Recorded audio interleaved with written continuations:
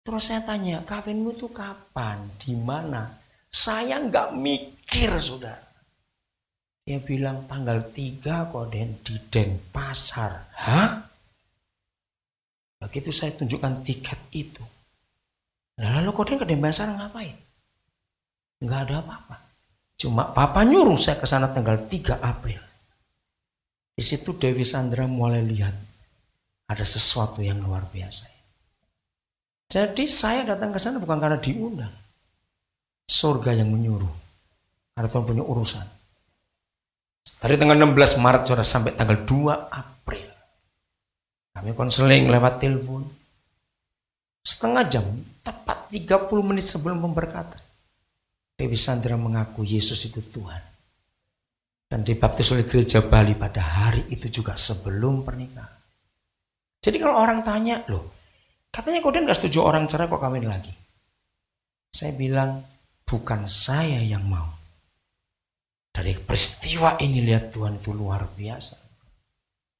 Nah ini kata syafaat yang Pak Samuel tadi tanyakan. Ternyata surga mensyafaatkan Glenn dan Dewi. Sampai hari ini saya pernikahan itu Dewi sudah rajin ikut ke gereja. Kemarin saya masih mimpin kebaktian di kantor Glenn Jalan Limau. Sedua kali ini saya khotbah di kantor mereka. Dewi begitu tekun. Baca Alkitab dia ikut. Tanggal 4 pagi Dewi telepon saya. Dia bilang, Koden hari ini saya dapat hadiah yang terbesar. Yang saya belum pernah terima. Apalagi dari suami saya. Saya nggak nyangka hadiah apa. Dia cerita juga antusias. Apa Wi? Saya tanya. Saya dapat kitab suci Injil dari suami saya. Oh iya? Dan diberkati itu hadiah terbesar. Kalau semua pelayan Tuhan, konsepnya berubah. Bukan cuma sibuk dengan orang yang sudah Kristen. Tapi kita beri waktu untuk orang-orang terbuang itu pun dapat kesempatan. Sudah lama Yesus datang. Karena orang-orang itu dapat kesempatan untuk mendengar suara Tuhan. Saudara, ini yang Tuhan rindukan dalam kehidupan kita. Saudara, saya itu nggak pernah nolak orang yang datang. Sama sekali, sebau apa orang itu mau datang, saya terima. Maka itu saya ngajar pada semua orang Kristen. Kalau ada maling masuk rumahmu juga, jangan diteriaki. Loh bener, saya itu serius dalam hal ini, saudara. Karena cari jiwa itu susah, ini datang sendiri. Loh, kok tertawa? Bener, saudara, itu saya itu. Karena ini melayani. Begitu maling masuk, saya nggak akan teriak. Saya akan sambut dia, selamat malam. Nama saya Daniel, namamu siapa? Loh serius? Terus saya bilang, hei ingat ya, neraka masih buka. Kalau kamu nyolong, kamu pasti masuk neraka. Kalau kamu minta, aku beri dan kamu selamat. Milih yang mana sekarang? Bingung maling itu, saudara. Saya nggak akan ajak dia tetap berdiri. Ayo duduk, bicara baik-baik. Kenapa kamu mau nyolong? Saya akan ajari dia. Bayangkan. Kamu sudah menikah belum? Saya tanya, sudah. Nah, sudah menikah lagi. Bagaimana istrimu? Apa enggak malu kalau punya suami masuk penjara? Anakmu berapa? 3 misalnya. Lebih-lebih anakmu lagi. Maka itu saya khotbah tentang doa Bapa kami, banyak orang diberkati. Bapa kami yang di surga. Beda bukan kalau tanya Bapak di mana? Di kantor polisi. Beda artinya itu. Aduh, itu menyedihkan sekali. Kalau Bapakku di surga. Saudara bukan? Ini logika anak-anak, saudara. Ayo, Bapakmu di mana sekarang? Ayo, ngaku. Jadi kata itu, kalau kamu berdoa, katakanlah Papa yang di surga. Wih, indah sekali bukan?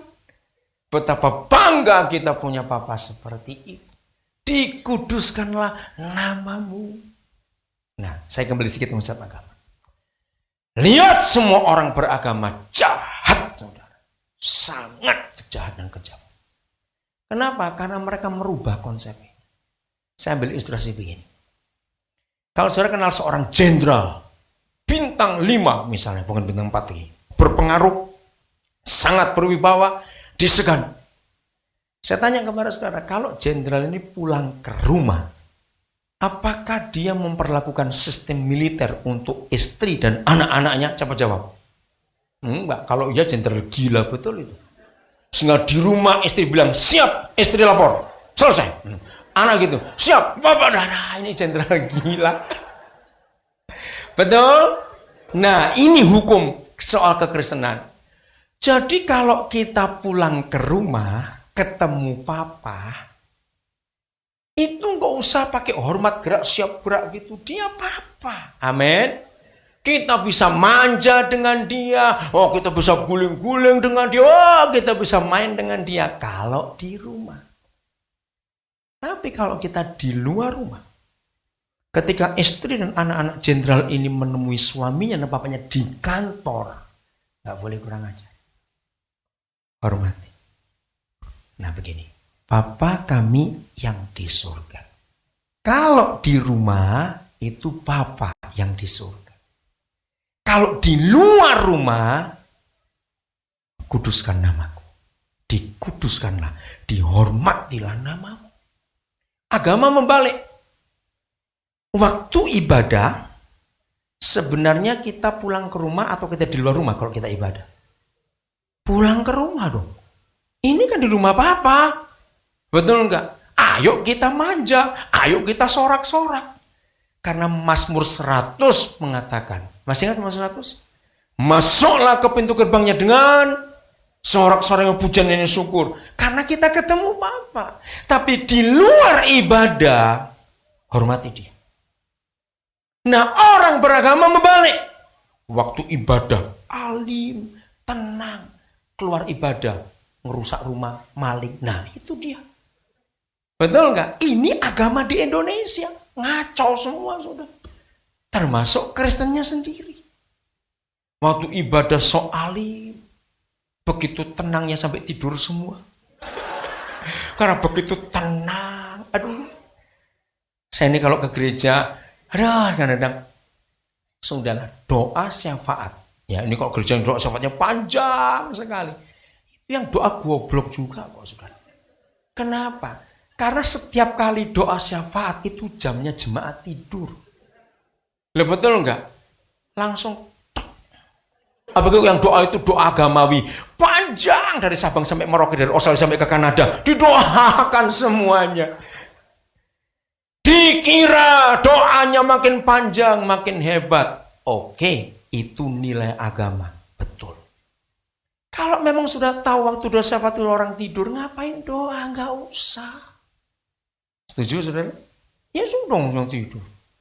Nah, sekarang kita mau pakai cara yang mana dalam hidup ini? Kembali kepada konsep pemikiran ini, saudara. Jadi dia itu Papa yang baik kepada kita. Amin. Kalau kita jumpa dia, ayo kita bisa bebas. Kita bisa ngomong apa saja kepada dia. Dalam hidup kita yang sungguh-sungguh mengasihi dia itu tadi. Saudara nanti di bawah, terima kasih kepada Pak Gembala Majelis Jemaat. Karena setelah ini jam 3 saya akan nikahkan anak saya. Di lantai bawah. Saya undang, kalau saudara mau hadir-hadirlah, lihat kesaksian. Ini anak rusak. Ini anak yang aduh saudara, ngeri. Saya nemukan dia itu di Mangga Besar lewat temannya. Dan sampai sekarang di Mangga Besar masih ada sekian puluh anak-anak seperti itu. Waktu saya menyelamatkan dia kayak main film betul. Harus pakai ini, pakai itu. Kenapa? Ternyata di daerah Mangga Besar Taman Sari itu saudara. Pelacur-pelacur kelas berat itu, kelas tinggi itu. Mereka nggak cuma melacur di pub-pub, di nightclub. Tapi pelacur itu punya peliharaan anak-anak muda. Diberi apa saja yang diinginkan. Saya dapat anak yang serusak itu. Waktu pertama datang kepada saya cuma minta satu. Kamu berubah tidak? Waktu dia cerita ngeri sekali. Minta apa saja dituruti. Asal mau ngesep dengan pelacur itu. Nggak boleh keluar rumah. Disimpan di dalam. Fasilitas diberi semuanya. Setelah saya bimbing dia sekian lama. Dia bawa satu persatu teman-temannya. Nanti jam 3 saya suruh undang teman-temannya datang. Anak ini nggak punya apa-apa. Saya sewakan, saya yang urus makanan nanti ada. Saya bilang nggak mau pakai makanan. Pakai kue kotak saja. Saya pesan dari Bekasi kemarin sudah.